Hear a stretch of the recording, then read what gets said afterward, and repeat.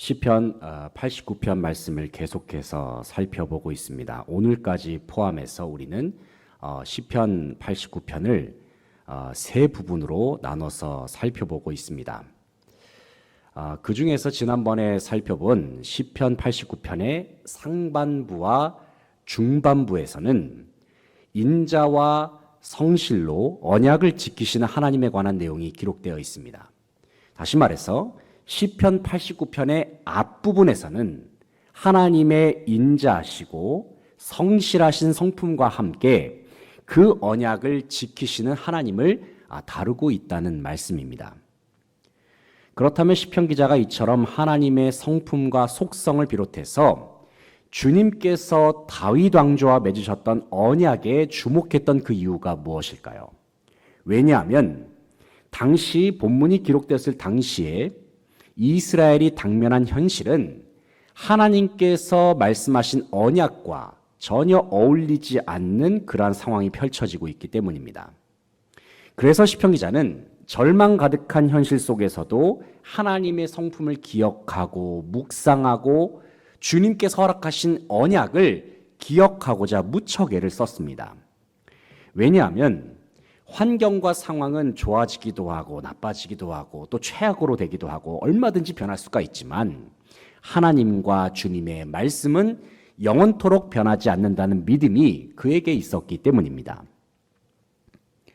오늘 본 말씀은 시편 89편의 마지막 부분입니다. 앞서 말씀을 드렸듯이 시편 기자는 89편의 상반부와 중반부에서는 하나님의 성품과 속성 그리고 하나님의 언약을 묵상하고 찬양했습니다. 우리가 시편을 여러 군데를 읽어보게 되면 각 시편이 보여주는 어떤 공통적인 흐름을 발견할 수가 있습니다.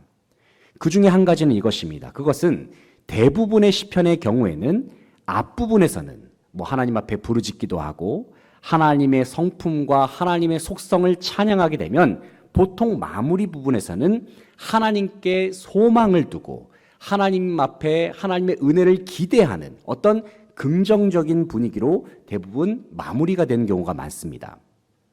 그런데 오늘 본문 말씀인 시편 89편, 우리가 함께 읽은 본문 말씀이 89편의 마무리 부분인데 이 마무리 부분의 내용을 쭉 읽어보게 되면은 어떤 긍정적이거나 희망적인 분위기를 찾기가 어렵습니다.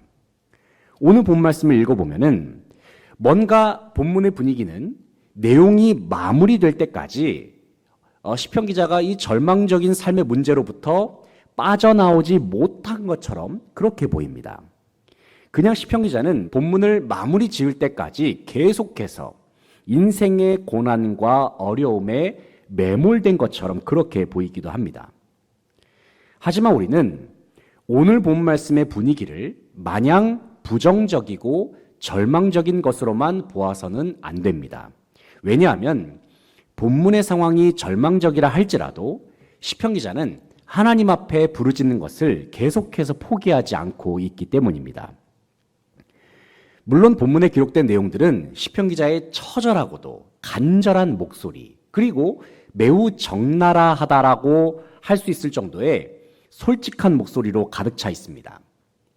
하지만 곰곰이 생각해 보면 이러한 시편 기자의 모습은 많은 신앙인들의 모습 속에서도 얼마든지 발견할 수가 있습니다. 하나님을 의지하면서 살아가는 그리스도인들도 때때로 신앙생활을 하면서 마음의 여러 가지 갈등을 느끼면서 살아갑니다. 더군다나 인생의 고난과 어려움이 우리의 삶 속에서, 우리의 생활 속에서 발생할 때면 그 마음 속에서 느끼는 갈등은 더욱 심화되죠. 분명 하나님의 백성은 마땅히 하나님을 찬양해야 합니다. 마땅히 즐겁게 예배해야 합니다. 하지만 어떤 경우에 우리는 하나님을 찬양하고 하나님을 예배하며 또 주님께 기도를 드려도 때때로 아무런 감동도 없고 아무런 기쁨도 없는 시간을 지날 때가 있습니다. 억지로라도 말씀을 읽어보려고 하고 억지로라도 하나님을 기억하려고 애를 써보기도 합니다. 하지만 인생의 고난은 여전히 그대로고 다양한 삶의 문제들이 계속해서 나를 힘들게 할 때면 우리는 이와 같은 상황 속에서 믿음의 침체를 겪기도 하고 많은 신앙의 회의감을 품기도 합니다. 그런데 바로 이와 같은 상황에 직면한 신앙인들에게 시편 기자는 이렇게 권면을 하고 있습니다. 그것은 그래도 하나님께 부르짖으라 라는 권면입니다.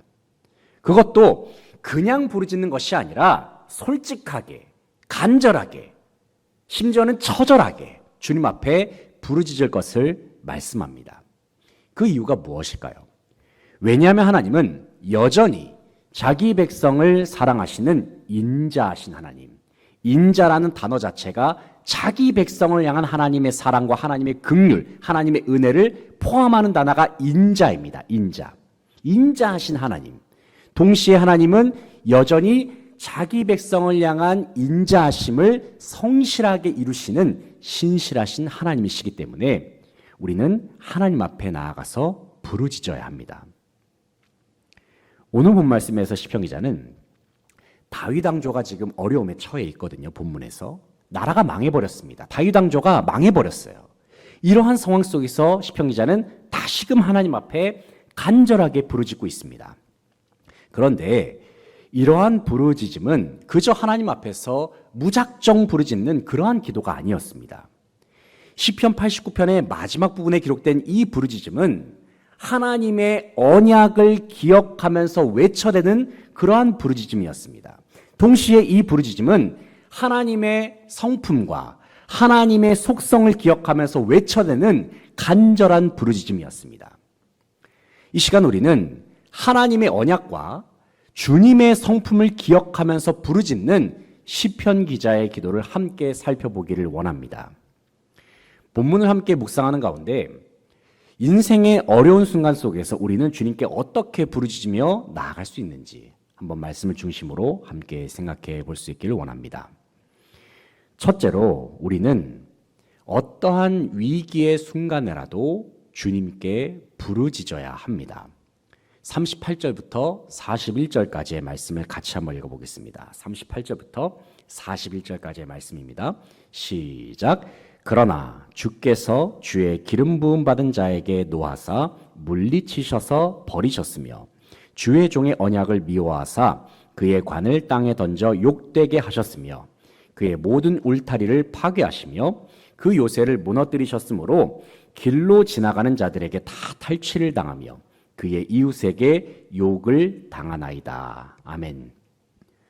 방금 읽은 본문 38절부터 41절까지의 말씀을 보시면 시편 기자는 하나님께서 기름 부으셔서 세우신 다윗 왕조가 지금 대적들로 말미암아 겪고 있는 치욕스러운 상황들을 지금 시편 기자가 묘사를 하고 있거든요. 실제로 다윗 왕조가 통치했던 남유다가 바벨론에 의해서 어떻게 멸망당했는지 우리는 성경을 통해서 다 확인할 수가 있습니다. 유다의 마지막 왕인 시드기야는 두 눈이 뽑혀가지고 그렇게 포로로 끌려가 버렸고 많은 사람들이 그 당시에 죽임을 당하지 않았습니까? 그들의 모습은 참으로 비참하기 그지없습니다. 그뿐 아니라 그 옛날 하나의 이스라엘을 이루었던 북이스라엘도 마찬가지죠. 남유다보다 좀 더 일찍 멸망을 당했죠. 북이스라엘도 아수르에 의해서 너무나도 참혹한 모습으로 멸망을 당하고 말았습니다. 그렇다면 이스라엘과 다윗 왕조는 왜 이와 같은 멸망을 당했을까요? 왜냐하면 그들은 하나님의 진노가 이를 때까지 죄악의 길에서 돌이키지 않았기 때문입니다. 본문 38절 말씀을 보면은 시편 기자가 이렇게 말하고 있어요. 주께서 주의 기름 부음 받은 자에게 노하사 물리치셔서 버리셨으며 말씀합니다. 또 이어지는 39절을 다시 보시면 주의 종의 언약을 미워하사 그의 관을 땅에 던져 욕되게 하셨다 말씀하고 있어요. 방금 읽은 말씀에서 시편 기자는 다윗 왕조가 망하게 된 원인은 하나님께 있는 것이 아니라 그들의 죄악 때문이었다. 이 사실을 분명하게 밝히고 있습니다. 즉 이스라엘이 하나님께 범죄했고 또 다윗 왕조가 주님께서 허락하신 언약 안에 거하지 못했기 때문에 결국에 그들은 하나님의 진노를 피하지 못했다는 하나의 고백입니다. 그런데 그들이 경험했던 재앙은 너무나도 비참했어요. 이와 같은 하나님의 진노는 마치 하나님께서 이스라엘을 완전히 버리시고 오히려 그들의 대적들은 더욱 높이시려는 것처럼 보이기까지 했습니다. 본문 42절부터 45절까지의 말씀을 한번 읽어보겠습니다. 41절부터 45절까지의 말씀 시작. 주께서 그의 대적들의 오른손을 높이시고 그들의 모든 원수들을 기쁘게 하셨으나 그의 칼날은 둔하게 하사 그가 전장에서 더 이상 버티지 못하게 하셨으며 그의 영광을 그치게 하시고 그의 왕위를 땅에 엎으셨으며 그의 젊은 난들을 짧게 하시고 그를 수치로 덮으셨나이다. 아멘. 방금 읽은 말씀을 보면 시편 기자는 하나님께서 그의 대적의 오른손을 높이셨다. 그의 대적의 오른손을 높이셔서 이스라엘을 망하게 하셨다. 이렇게 고백하고 있습니다. 그러니까 시편 기자는 본문에서 이렇게 고백을 하는 겁니다. 하나님께서 이스라엘을 포기하셨군요. 하나님께서 이스라엘을 버리셨군요. 오히려 하나님께서는 이스라엘의 대적들, 주의 종의 대적들을 더욱 높이고 계시는군요. 이렇게 지금 하나님 앞에서 고백하고 있어요. 참으로 안타깝고도 비참한 고백이 아닐 수 없습니다. 실제로 유다 백성들이 살았던 곳은 모든 것이 다 사라져버리고 말았습니다. 그들의 땅은 폐허와도 같았습니다. 그들을 지켜주었던 성벽도 무너지고 그들을 보호했던 요새도 파괴되고 말았습니다. 그뿐만 아니라 영원히 무너지지 않을 것만 같았던 하나님의 성전까지도 무너지고 말았습니다. 이와 같은 다윗 왕조의 모습, 유다 백성의 모습은 그야말로 생기를 잃어버린 마른 뼈와도 같은 모습이었습니다. 그뿐만 아니라 그들의 눈앞에서는 기세등등한 대적들이 이스라엘을 조롱하고 있습니다. 또 그들을 유린합니다. 그들을 죽이고 포로를 삼아서 본국으로 끌고 가고 있습니다. 이러한 상황 속에서 다윗 왕조가 할 수 있는 것이 무엇이 있습니까? 사실상 그들이 할 수 있는 것은 아무것도 없었습니다. 그나마 그들이 할 수 있는 유일한 것이 있다면 그것은 인자하시고 신실하신 하나님께 부르짖는 것입니다. 어떻게 생각해 보면 다 멸망당하고 다 사라진 다음에 그때서야 하나님을 찾는 것이 도대체 무슨 소용이 있는가? 그렇게 생각할 수도 있습니다. 그리고 이스라엘이 부르짖는 내용이 지금 본문에 기록이 되어 있는데 하나같이 부정적이고 어두운 말들로 가득합니다. 이런 기도들이 무슨 의미가 있는가? 우리는 이렇게 생각할 수도 있습니다. 하지만 가장 밑바닥의 상황에 처했을 때라도 하나님께 나아갈 수 있는 것이 은혜입니다. 그리고 어떤 내용의 기도라 할지라도 하나님께 기도할 수 있다는 것 그 자체가 은혜입니다. 그 이유가 무엇입니까? 왜냐하면 전능하신 하나님께서는 우리의 모든 상황을 언제든지 얼마든지 바꾸실 수 있는 분이시기 때문입니다. 아무리 절망스럽고 최악의 상황까지 간다 할지라도 주님은 얼마든지 그 상황을 바꾸실 수 있는 분이십니다. 주님은 메마른 곳에서 샘물이 나게 하시는 분이시고 마른 뼈를 살리셔서 군대가 되게 하시는 분이십니다. 그리고 하나님은 십자가의 죽음을 부활의 영광으로 바꾸시는 분이십니다. 우리가 생각할 때에 상황이 이보다 더 절망적일 수 없다 이렇게 생각이 들지라도 하나님은 얼마든지 모든 상황을 역전시키시는 분이심을 믿을 수 있길 바랍니다. 바로 이 사실을 기억하면서 어떠한 위기의 순간에라도 주님께 전심으로 부르짖으며 나아가는 모든 성도들 되시기를 소망합니다. 둘째로 우리는 하나님께 기도할 때에 하나님의 신실한 언약을 기억하면서 하나님의 말씀을 기억하면서 주님께 부르짖어야 합니다. 49절부터 51절까지의 말씀을 같이 한번 읽어보겠습니다. 49절부터 51절 시작. 주여 주의 성실하심으로 다윗에게 맹세하신 그 전에 인자하심이 어디 있나이까. 주는 주의 종들이 받은 비방을 기억하소서. 많은 민족의 비방이 내 품에 있사오니 여호와여 이 비방은 주의 원수들이 주의 기름 부음 받은 자의 행동을 비방한 것이로소이다. 아멘. 본문 49절 말씀을 보시면 시편 기자가 이렇게 말씀하고 있습니다. 주여 주의 성실하심으로 다윗에게 맹세하신 그 전의 인자하심이 어디 있나이까? 인자하심이란 단어 자체가 언약 백성을 향한 하나님의 사랑, 은혜, 하나님의 복 모든 것을 총칭하는 단어라고 말씀을 드렸죠. 이 단어가 바로 이제 히브리어로는 헤세드라는 단어가 되겠습니다. 그 헤세드가 어디 있습니까? 그 인자하심이 어디 있나이까? 그렇게 지금 시편 기자가 말씀하고 있습니다.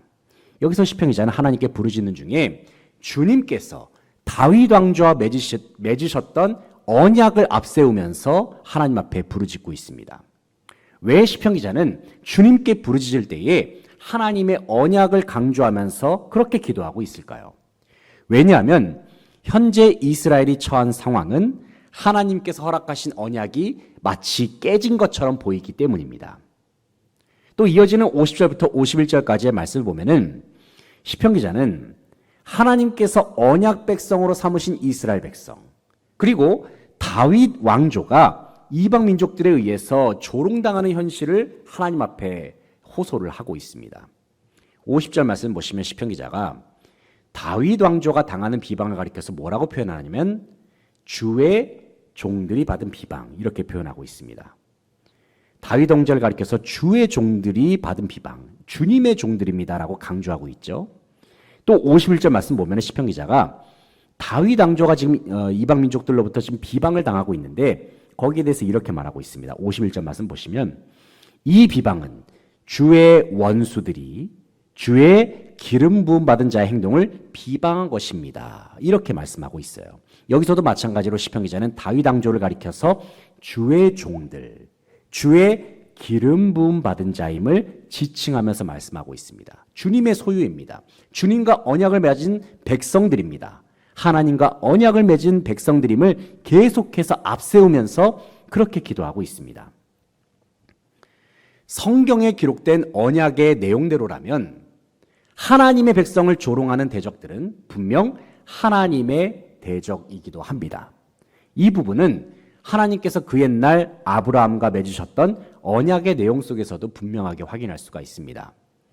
창세기 12장 3절을 보면은 하나님께서 아브라함과 언약을 맺으실 때에 뭐라고 말씀하십니까? 너를 축복하는 자에게는 내가 복을 내리고 너를 저주하는 자에게는 내가 저주하리니, 하나님께서 그렇게 말씀하셨습니다. 이 말씀이 의미한 바가 무엇입니까? 한마디로 말해서 하나님께서는 철저하게 주님과 언약을 맺은 이스라엘, 아브라함의 후손이죠. 이스라엘, 다른 나라가 아니라 이스라엘의 편이 되시겠다, 이 말씀입니다. 그뿐만 아니라 만약에 이스라엘을 대적하는 무리들이 있으면 하나님께서 직접 나서서 그들을 혼내주시겠다, 이런 말씀이거든요. 그런데 이스라엘이 당면한 현실을 보면은 대적들이 지금 아무런 어려움 없이, 아무런 재앙도 없이, 아무런 심판도 없이 너무나도 쉽게 이스라엘을 조롱하고 있습니다. 이와 같은 현실이 이스라엘 백성들의 마음을 낙심시키고 말았어요. 왜냐하면 그들의 마음속에는 이런 생각이 밀려왔기 때문입니다. 이제 하나님이 더 이상 우리 편이 아니신가? 그 옛날 아브라함과 맺었던 언약에서 하나님이 우리 편이 되어주시겠다 말씀하셨는데 이제는 더 이상 하나님이 우리 편이 아니신 건가? 혹시라도 하나님이 우리를 떠나신 것은 아닌가? 이러한 생각에 사로잡힌 이스라엘은 그들의 마음속에서 비참함과 함께 서러운 감정까지 북받치기 시작합니다. 그래서 그들은 이 견딜 수 없는 심정을 하나님 앞에 나와서 이렇게 호소한 것입니다. 본문 46절부터 48절까지의 말씀 보시기 바랍니다. 46절부터 48절까지 한번 같이 읽어보겠습니다. 시작. 여호와여, 언제까지니까? 스스로 영원히 숨기시리이까? 주의 노가 언제까지 불붙듯 하시겠나이까? 나의 때가 얼마나 짧은지 기억하소서. 주께서 모든 사람을 어찌 그리 허무하게 창조하셨는지요? 누가 살아서 죽음을 보지 아니하고 자기의 영혼을 수월의 권세에서 건지리이까? 아멘. 여기서 시편 기자가 이스라엘 백성들의 심정을 지금 하나님 앞에 호소하면서 지금 기도하는 것입니다. 방금 읽은 말씀에서 시편 기자는 이스라엘이 하나님의 진노로 말미암아 징벌을 당하고 있음을 주님 앞에 고백하고 있습니다. 그러면서 시편 기자는 하나님의 진노 앞에서 이스라엘이라고 하는 존재, 다윗 왕조라고 하는 존재가 얼마나 작고 연약한지를 주님 앞에서 고백하고 있습니다. 이스라엘 백성들은 분명히 알아야 했습니다. 그들이 왜 하나님의 소유가 될 수 있었는지, 다윗 왕조가 하나님의 언약을 누릴 수 있었던 그 이유가 무엇인지 그들은 분명히 알고 있어야 했습니다. 이스라엘이 하나님의 백성으로 살 수 있었던 이유가 무엇입니까? 그럴 만한 자격이 있어서일까요? 그럴 만한 공로가 있어서일까요? 아니면 이스라엘이 다른 민족들보다 더 뛰어났기 때문에 하나님께서 그들을 특별하게 선택하셨을까요? 아닙니다. 이스라엘이 하나님의 백성이 될 수 있었던 것은 그들이 그럴 만한 자격이 있어서도 아니고 그들이 그럴 만한 공로가 있어서도 아닙니다. 그리고 그들이 다른 민족들보다 더 뛰어났기 때문은 더더욱 아닙니다. 그들이 하나님의 백성으로 택함을 받을 수 있었고 하나님의 영원한 언약을 누릴 수 있었던 유일한 이유는 전적인 하나님의 은혜 때문이었습니다. 다 알 수도 없고 다 이해할 수도 없는 측량할 수 없는 은혜, 헤아릴 수 없는 주님의 은혜로 말미암아 이스라엘 백성들은 하나님의 백성으로 자리매김할 수 있었죠. 이 자리에 함께한 저와 여러분도 마찬가지로 우리가 하나님의 백성으로서 하나님의 자녀로서 살아갈 수 있는 이유는 전적인 하나님의 은혜 덕분입니다. 그렇다면 이스라엘이 해야 할 일이 무엇입니까? 마땅히 하나님께서 부어주신 은혜를 기억하는 것이었습니다.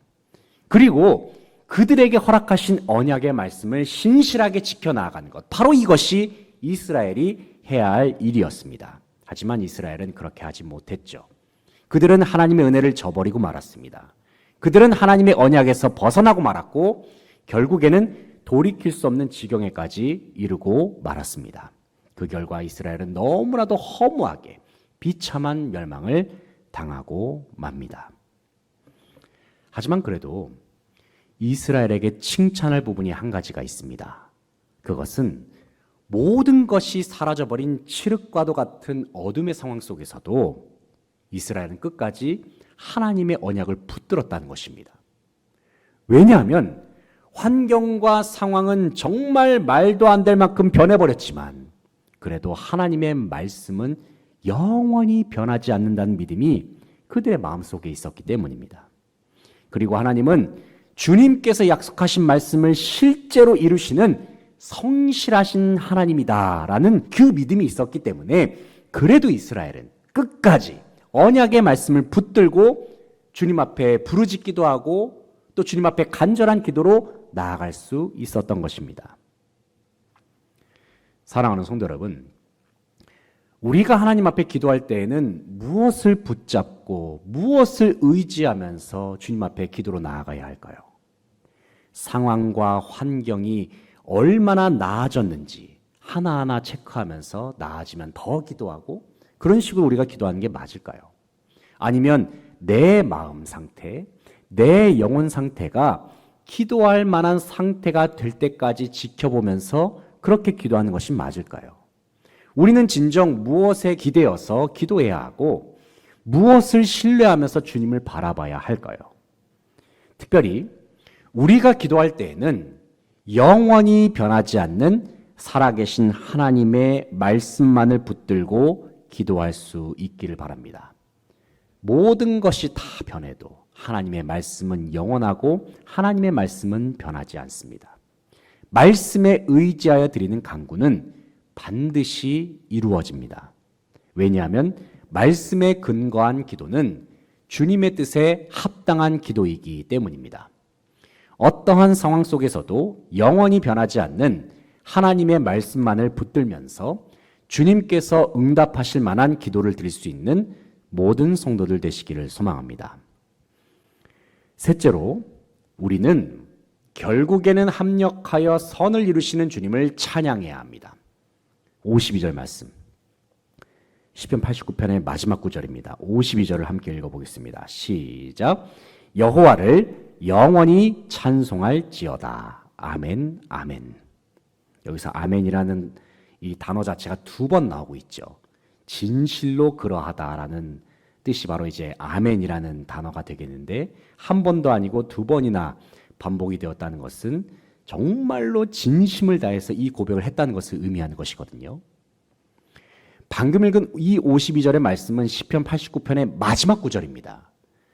여기서 52절 말씀은 시편 89편 전체를 마무리하는 구절이기도 하지만 시편의 전체 구조로 봤을 때 시편이 총 5권으로 구성이 되어 있지 않습니까? 그 중에서 시편 89편은 제3권에 해당이 됩니다.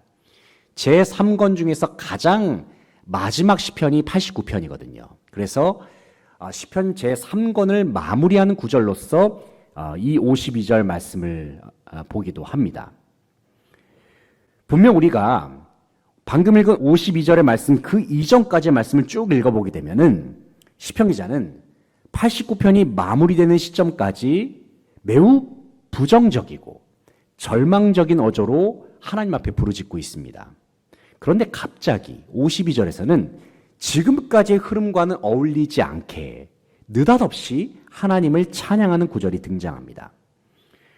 우리가 다시 한번 시편 89편의 내용을 전체적으로 정리하고 되짚어 보면은 시편 기자는 나라가 망해버리고 하나님의 백성이 다윗 왕조가 고난을 당하는 현실 속에서 커다란 절망감을 지금 느끼고 있습니다. 이와 같은 현실 속에서 시편 기자는 매우 처절하게 하나님 앞에 부르짖고 있고 또 주님께 이 절망스러운 상황들을 하나하나 말씀드리면서 너무나도 적나라하게 솔직하게 자신의 이 절망스러운 심정을 털어놓고 있습니다.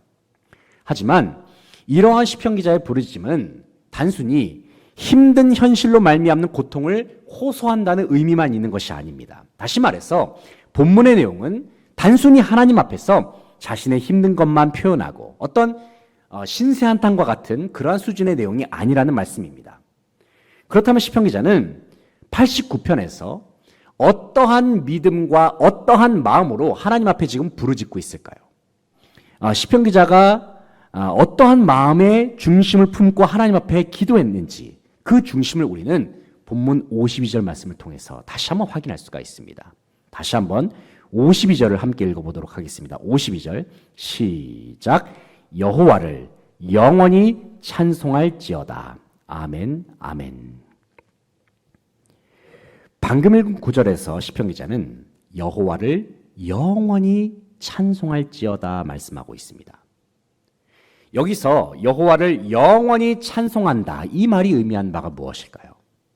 지금까지 시편 기자가 올려드렸던 모든 기도, 모든 간구, 하나님께 부르짖었던 솔직한 고백들, 심지어 푸념과 한숨 그리고 눈물까지도 주님께서 다 사용하셔서 오직 주님만 찬송받으시고 영광 받으시기를 원합니다. 이러한 고백입니다. 우리는 바로 52절에 기록된 시편 기자의 이 짧은 찬양의 구절을 통해서 89편 전체에 걸쳐서 시편 기자가 부르짖고 있는 이 부르짖음의 의미가 무엇인지 우리는 확인할 수가 있습니다. 시편 기자의 부르짖음 속에는 절망스러운 현실 속에서도 오직 주님만을 의지하겠다는 믿음이 있었습니다. 그의 부르짖음 속에는 모든 것이 사라져버린 막막한 상황에서도 여전히 주님의 얼굴만을 바라보겠다는 믿음이 있었습니다. 그리고 그의 부르짖음 속에는 아무도 주님을 예배하지 않고 찬양하지 않는 그 순간에라도 나는 변함없이 주님을 찬양하고 예배하겠다는 결단이 있었습니다. 사랑하는 성도 여러분, 우리는 모든 상황과 모든 순간 속에서 하나님을 예배하고 찬양해야 합니다. 심지어는 우리의 인생 가운데 깊은 어둠이 찾아온다 할지라도 그래도 우리는 하나님을 예배하고 찬양해야 합니다. 왜냐하면 주님을 찬양하는 일, 주님을 예배하는 일은 인생의 깊은 어둠 가운데 밝은 빛을 가져다 주기 때문입니다. 절망적인 내용이 가득한 시편 89편 속에서 그래도 우리가 소망을 찾을 수 있는 것은 바로 52절의 고백. 여호와를 영원히 찬송할지어다. 아멘, 아멘. 이러한 고백이 있기 때문입니다. 우리 하나님은 찬송과 영광을 받으시기에 합당하신 분이십니다. 그리고 우리 하나님은 결국에는 모든 것을 합력하여 선을 이루시는 하나님이십니다. 이 사실을 기억하면서 모든 상황 속에서 변함없이 하나님을 찬송하고 예배하기로 결단하는 저와 여러분 되시기를 소망합니다. 이제 말씀을 정리하겠습니다. 사랑하는 성도 여러분, 우리는 모든 상황 속에서 하나님을 찬송해야 합니다. 모든 상황 속에서 하나님을 예배하고 또 모든 상황 속에서 주님의 말씀을 기억하면서 하나님께 부르짖어야 합니다. 왜냐하면 우리 하나님은 인자하신 하나님이시기 때문입니다. 동시에 우리 하나님은 성실하신 하나님이시기 때문입니다. 하나님은 우리를 향한 주님의 뜻과 계획을 반드시 이루실 것입니다. 비록 상황이 절망적이라 할지라도 주님은 모든 것을 합력하여 선을 이루실 것입니다. 그러므로 어떠한 상황 속에서도 주님을 예배하는 일을 포기하지 않는 저와 여러분 되시기를 소망합니다. 어떠한 상황 속에서도 영원토록 주님을 찬송하기로 매일같이 결단하며 나아갈 수 있는 저와 여러분 되시기를 소망합니다. 찬송과 영광 받으시기에 합당하신 주님만 바라보고 의지함으로 말미암아 모든 인생의 어려움을 잘 이겨내고 주님께서 허락하시는 승리의 영광을 다 함께 누릴 수 있는 모든 스중항성의 성도들 다 되시기를 간절히 바라고 소망합니다. 함께 기도하시겠습니다.